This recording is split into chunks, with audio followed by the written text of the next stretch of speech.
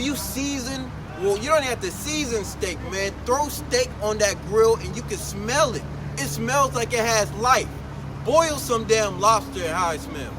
Boil some chitlins and tell me how that smells. It smells like death. You're a vegetarian. You're a vegetarian. You're not supposed to eat meat, period.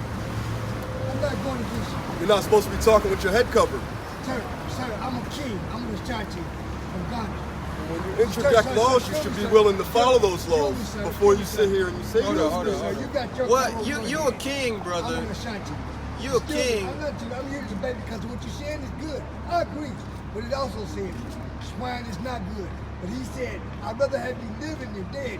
If there's nothing else to eat out there, ain't that desert but a swine. Eat it. But the way you have to bless it to eat. I don't know. You got a Bible? I'm a Moabite. I'm a Moabite. You're a Moabite. What the hell? Ignore that. Go to I love what Leviticus. you're saying, brother. I love you. Leviticus 11. Don't go nowhere. He went from I'm a king to I'm a Ashanti to I'm a Moabite. So what'd you say, guys? I'm confounded. Go to Leviticus 11. The Lord never said eat nothing like that. Right. He said, what? We don't bring it up for you, brother. Matter of fact, the Lord said, We don't bring it up. I mean, where you at, everybody? you got John 9. I like Leviticus. So, I like Obadiah. devil Like comes out. Obadiah. Yeah, I like Obadiah. We all I'm love trying to get Yeah, I Obadiah. like Obadiah. John But 9. my favorite is, if you want to know, I like Sean. Oh, okay. Yeah, when he got converted. Oh, okay. He's the true Jesus, what you say. Do you like the commandments? All of them. Awesome. The more than Jesus. Give me John 9 and 31. Okay. John 9 and 31. You got what I want in Leviticus 11? Go there. I'm going to show you two things. The Lord don't deal with pigs and the Lord don't deal with certain people. And you got that. Hold that. You said that He cursed. you gotta, it don't matter if you find some food, all you gotta do is cook it and pray over it. Give me Leviticus, John 9 and 31. I want Leviticus 11 for you. It's the book of John, chapter 9, verse 31. Now we know that Elohim heareth not sinners, but if any man be a worshiper of Elohim, doeth his will, him he heareth. Okay, now, see, that was a quick cut, but it don't matter. Look, the Lord don't deal with you unless you follow him. Unless you a hearer of the Lord. If the Lord said don't eat pork, then this with Christians is crazy. Read that verse again out. They gonna kill the pork, something the Lord told you not to eat, and then they eating it and pray over it and think the Lord gonna accept that sacrifice. Read that again. That's just wicked. You meditating doing sinful thing and then gonna pray and think the Lord gonna hear your prayer. That's The wicked. book of John, chapter 9, verse 31. Now we know that Elohim heareth not sinners, but if any man be a worshiper of Elohim, and doeth his will, him he heareth. Him, he hears. Guess what the Lord said not to do in Leviticus 11 and 11. Read that. The book of Leviticus, chapter 11, verse 11. They shall be even an abomination unto you. Ye shall not eat of their flesh, but you shall have their carcasses in abomination. You're not even supposed to touch swine. Right. And you're thinking about eating it, and then you're gonna pray over it later. That's how you could tell people who got weird spirits on them. He didn't know what he wanted to be. Demons. He didn't know if he wanted to be a king or a part of the Ashanti tribe or a Moabite. Yeah, he said So I'm a Moabite, yo. I don't. He said that was funny. He said, I'm a Moabite. What the hell are you talking about? Chinese, right? Yeah, that's Chinese. You see what we do? We gotta wake brothers like that up. Say anything. Yeah, get your free stuff. What's going on, brother? It's the book of Mark, chapter 4, verse We answer all 15. questions. And these are they by the wayside where the word is sown. But when they heard that Satan cometh immediately and taketh away the word that is sown in their hearts. And these are they likewise are sown on the stony ground, who when they have heard the word immediately receive it with gladness, and have no root in themselves, so they endure but for a time, and afterwards their afflictions and persecutions ariseth. For the word's sake, they immediately are offended. You can tell who wants this word and who don't. They come up happy. Oh, I'm an Israelite for real? How can I learn more about this? Then you got people who are Moabites, apparently. They come up and they say, well, brother, I understand that, but all you got to do is cook it and pray over it. And those people don't know the Bible. Right, God. And at least he was honest about that. We out here to show you that we actually know what's in this book, and we'll answer your question, because your pastor not going to do it. You ask your pastor, he'll be like, you ask your pastor a question, and he'll be like, let's go on to the ceremony, tithes. Now you got to run your tithes, so if you're going to try to avoid your question, look, I got a good one. Let's go to Matthew 24. Matthew 13 and 24. I'm going to show you some questions your pastor cannot answer.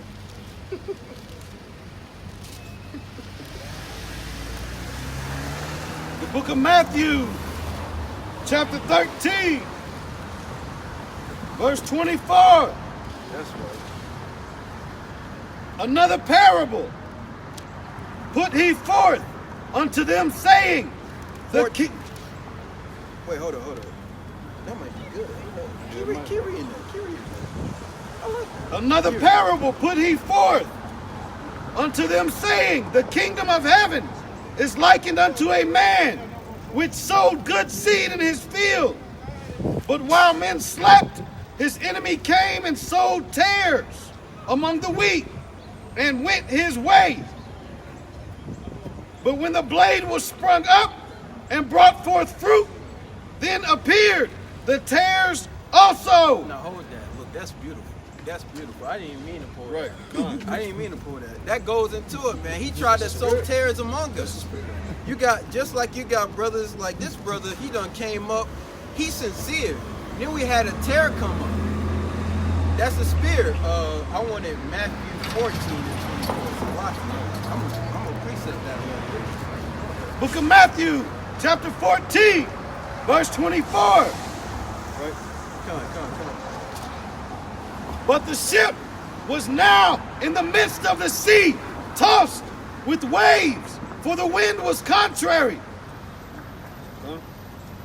And in the fourth watch. Go to Matthew 15, so I can. I'm looking at it. You're looking for it? 15, 20? Yeah, 15, oh, okay. 24, yeah. The book of Matthew, chapter 15, verse 24. But he answered and said, I am not sent, but unto the lost sheep of the house of Israel. Hold that. I done been through all types of people. I done went and I pointed there and said, look, the Lord said that. Is that red letters? They said yes. I said, so H.O.I, Christ said that. Jesus said that. He said he's not only sent for the people of Israel. So what they'll reply and say is, well, he didn't mean that. Right. And They didn't mean it like he that. didn't mean it like that. So give me Luke 9 and 10. So I got to go over here and be like, okay, he didn't mean that. I could just go down a couple of verses and show them what an actual Christian does. But you got to deal with these people because they got spirits on them. Unless you hit them with something cold and hard where they can't run nowhere, they'll, oh well, maybe it was this or it was that. I'm gonna show you. 9 and 10? 19 and 10. Well, about a precept to bring out. Come on, get your precept. It's the book of Jeremiah, chapter 30, verse 6. Ask ye now, and see whether a man doth travail with child. Wherefore do I see every man with his hands on his loins, as a woman in travail, and all the faces are turned into paleness. Alas, for that day is great, and none is like it. It is even the time of Jacob's trouble. All our people still don't get it. Right. They think it's gonna be all nice. I'm gonna hit the strip club, and God gonna forgive me. I'm gonna go home and pray about it, I know I done slept with my best friend's wife. Maybe the Lord gonna hide it or something. But look, the Lord not playing with you. Right. Y'all think y'all could be buddy-buddy with the sword of the earth. The white man is bombing children right now in Gaza. He got kids locked up in cages and he's still shooting your people in the back. And you went and he on the top right now and he doing that. He got the best houses, eat the best food. I done seen them white men, they got gold, liquid gold on their chicken. I saw that. They literally got liquid gold on their chicken, but they still committing mass shootings. Yeah, like a $800 burger or something. $800, $600, $1,200 food. You'll never have nothing like that in this kingdom, but yet they still are committing mass shootings, murdering people. Guess how they gonna act when they're starving? Guess how they gonna act when their kingdom is falling? Guess who they gonna blame? You. They already saying those Negroes are taking over the country. Get the Hispanics out. They're growing too much. They're having too many kids. Oh, those Negroes, they're always messing it up. I just want to be racist like I always wanted to be. You Negroes, you just sit in my house and you just go and cook the food and make sure the house clean. That's all you were meant for. You don't think they're going to try to subjugate you again? It's not going to be no law. Ain't going to be no internet. You don't think they're going to try to put you back in slavery again? Right. That's all they wanted. That's all they really want. All right, that's it on your precept. It's the book of Jeremiah, chapter 17, verse 4. And thou even thyself discontinued from thy heritage that I gave thee, and I will cause thee to serve thy enemies in the land which thou knowest not. For I have kindled a fire in my anger, and which shall burn forever. And people, they get real upset when I say the Lord. They always ask me this one question. How long are we going to be under the curses?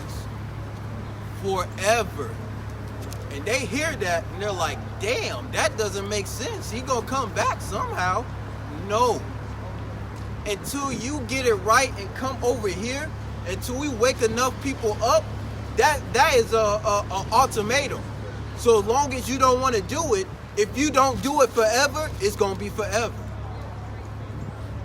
We could have been had the kingdom if brothers woke up back then. Or if we wake up now, hopefully, Most High willing, we'll get the kingdom. But until that demand is met, until the Lord seals his elect, you people who are sitting at home and watching us and not doing the work like we're doing, until he seals enough for you, you'll never get the kingdom, and you'll never be the curses will never be unveiled from you. Keep going. It's the book of Jeremiah, chapter 50, verse 6. My people my people have been lost sheep. Their shepherds have caused them to go astray. They have turned them away on the mountains. They have gone from mountain to hill. They have forgotten their resting place. Continue, verse 7. All that found them have devoured them, and their adversaries said, we offend not, because they have sinned against Yahweh and the habitations of justice, even Yahweh, hope of their fathers. You see that? That's what they think. They know that we the actual people, and they don't give a damn if they kill you. They don't care. They're like, look, you done sinned against the Lord. The Lord wants me to kill you anyway. You might as well die. You don't even listen to your Lord. Why would it matter? You ain't really nothing here. How was I wrong? They transgressed you. Didn't you send them in slavery? Didn't you allow me to put them on the ships? That's how they're thinking. But when you go into other verses, the Lord says, what mean ye that you beat the faces of my children and oppress the poor? That means, what are you saying? What do you mean you beat the faces of my people and oppress the poor?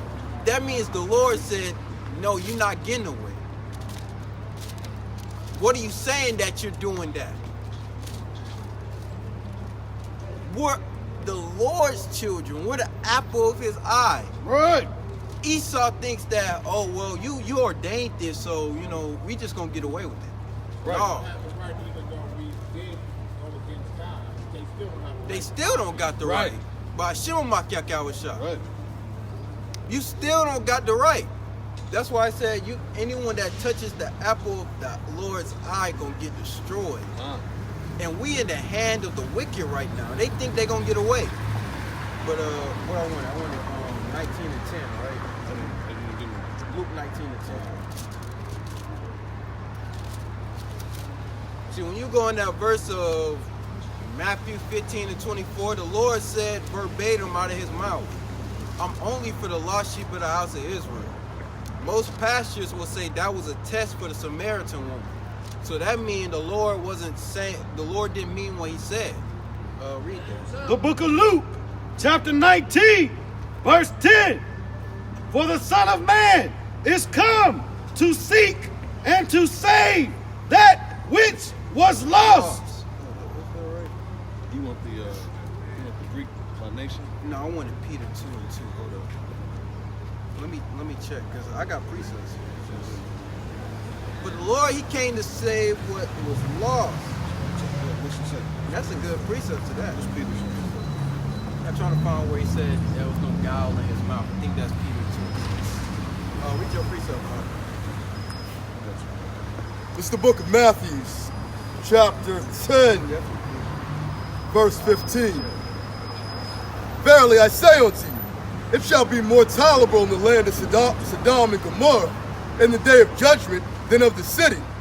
For behold, I send you forth as sheep in the midst of wolves. But be ye therefore wise as a serpent and as harmless as doves. But beware of the men that will deliver you unto the councils and the scourge and the synagogues. A lot of brothers sit here and are reliant on justice system right now to sit here and save you. You send yourself to the snakes, thinking they're going to sit here and give you just the wicked rule. There ain't no council right now. Right. It's like if you can't come up with your own decisions to decide what's right and wrong now on your own, how you going to go to them and trust them? How you going to trust on them? You know what I'm saying? And that's what's wrong. A lot of our brothers lost it.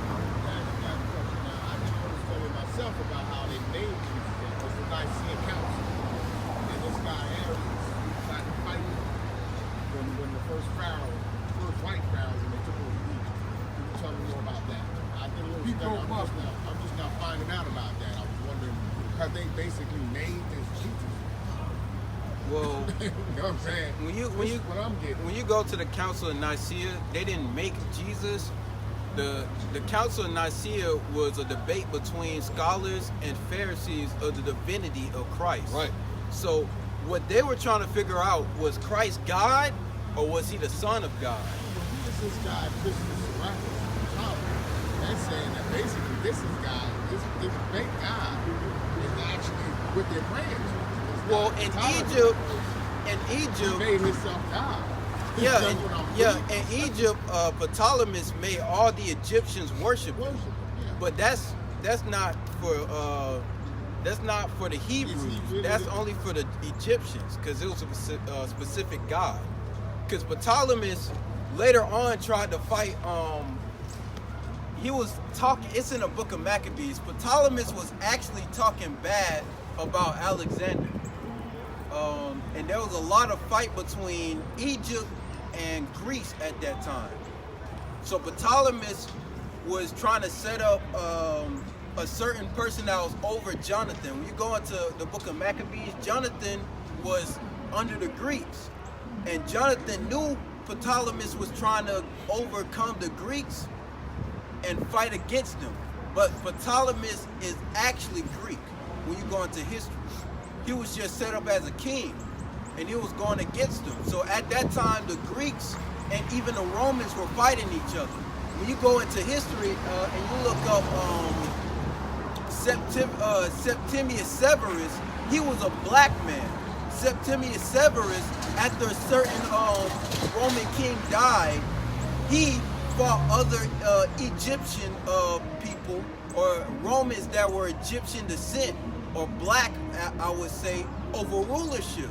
And you could find, and you could look up in the Roman divinity or the Roman king lineage, and they'll show up Septimius Severus. So there was a lot of insurrection inside their kingdoms.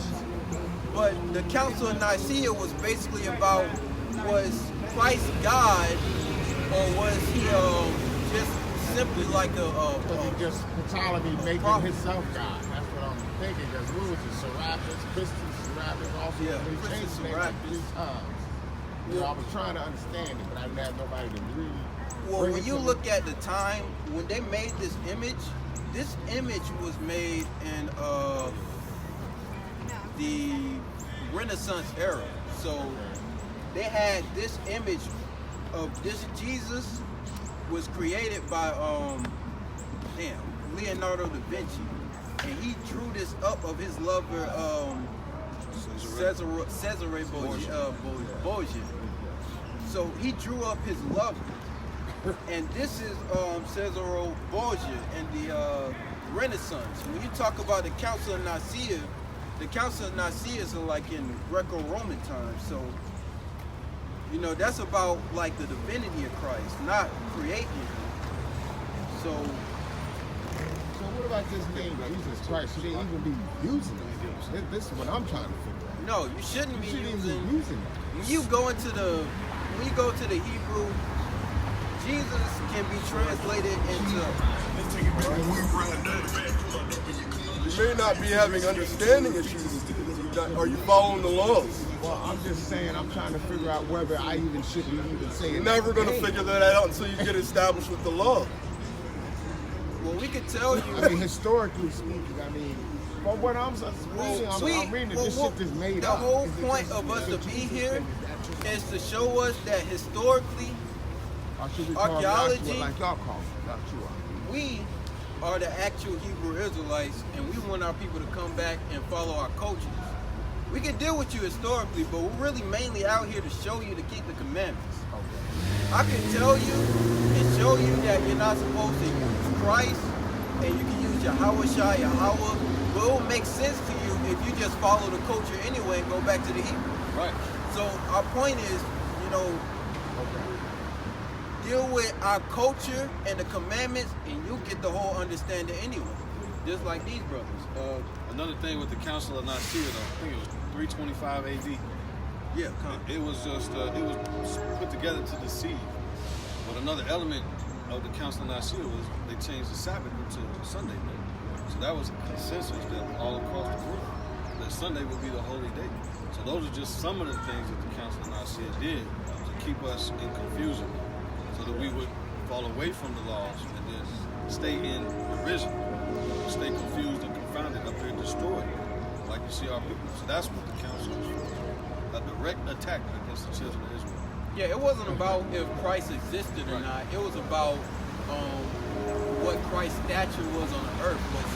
Was he just like a prophet, or was he actual God? That's why you got Christians nowadays saying that Christ is God. Right. And he's not. He's just the Son of God. You got precept? I wanted to get Peter 2 and Yeah, I had 22. Yeah, get your precept.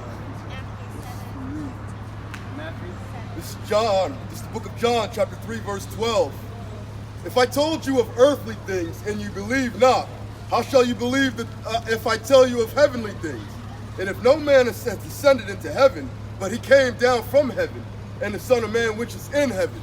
So basically saying that you're not really going to understand all the little mystifying things of and understanding the earth, the way the world's sculpted, why things work the way they work, is until you have understanding of the law. You get what I'm saying?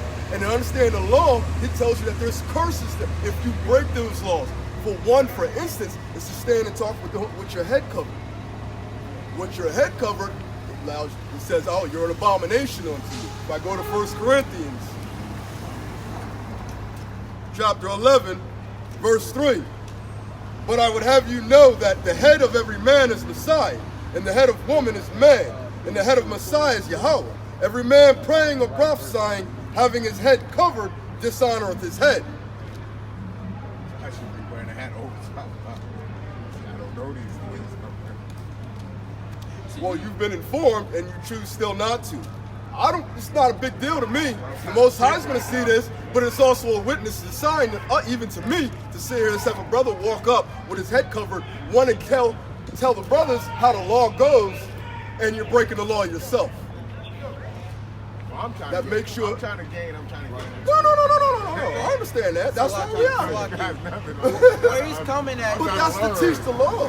But that's what I'm saying. It's like when you understand the law, I can direct and show you that there's something wrong here because you're breaking the law right in front of us, telling you not doing it, and then saying, I can't understand something else. Well, that probably is the first instance that you're going through. You're breaking the laws, and he's blocking you, and he tells you, I'll put you in a spiritual blindness. You know what I'm saying? Or veil of your eyes. A lot of people are walking with veils under their eyes right now. Con. What he's getting at is, we could tell you about earthly things, and we could tell you and show you physically we're the Israelites, but some people still don't believe that. So how are you going to believe the spiritual things that are in this book? What we're trying to get you to do is just keep the commandments, because we believe once you keep the commandments, you'll get that spiritual understanding. 15 and 38. It's another commandment for you, bro. The book of Numbers, chapter 15, verse 38. This is God speaking to Moses. Moses talking to the children of Israel. It says, speak unto the children of Israel and bid them that they make them fringes in the borders of their garments throughout their generations, and that they put upon the fringe of the borders a ribbon of blue. And it shall be unto you for a fringe, that ye may look upon it and remember all the commandments of the Lord Yahweh, and do them, and that ye seek not after your own heart and your own eyes, after which ye use to go a whoring. Now hold that. We got fringes that help us remind us of certain commandments we're not keeping. Go to Leviticus 21 and 5. Now, we got this because it reminds us of certain things. We might have certain stuff that we strive with. You messing up on the Shabbat or the Shabbat, and you really can't keep it, try to put fringes on, man. They're heavy.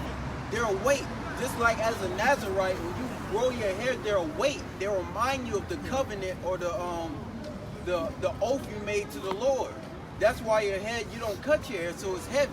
So it's like a hedge and a fringe to you to remind you of the things not to do and the things to do, so you can have the grace of the Lord. You got Leviticus 21 and 5. The book of Leviticus, chapter 21, verse 5. They shall not make baldness upon their head, neither shall they shave off the corner of their beard, nor make any cuttings in their flesh. Hold that. We never used to shave like that. Now when you go into the it's okay to trim your beard. It's okay to get a shape up. It's okay to shape your beard up. But to get a line up or to shave your whole beard off, that's a custom Caucasians come up with. Have you noticed when Michael Jordan never blew up until he went bald? Yeah, that's true. Y'all never noticed that? Why is it none of these basketball players, they don't blow up until they get bald? Because spiritually, see, I can't show you, I'm trying to show you carnally and spiritually that your enemy knows when you don't keep this, you on the bottom. Right.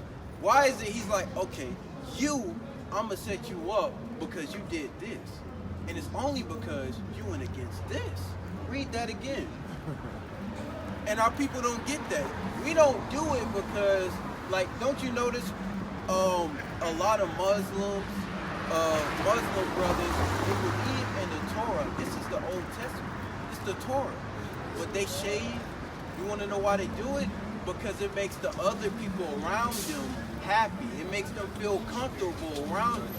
Fit in society. It makes them fit in. And the Lord said, don't do that. You want to know why it gives off a spirit? Because it makes you look like you're weak. Cut the mane off a lion. Look at him. He look like a little kitty cat. Right. It's the whole point. Anymore. I gotta go, fellas, man.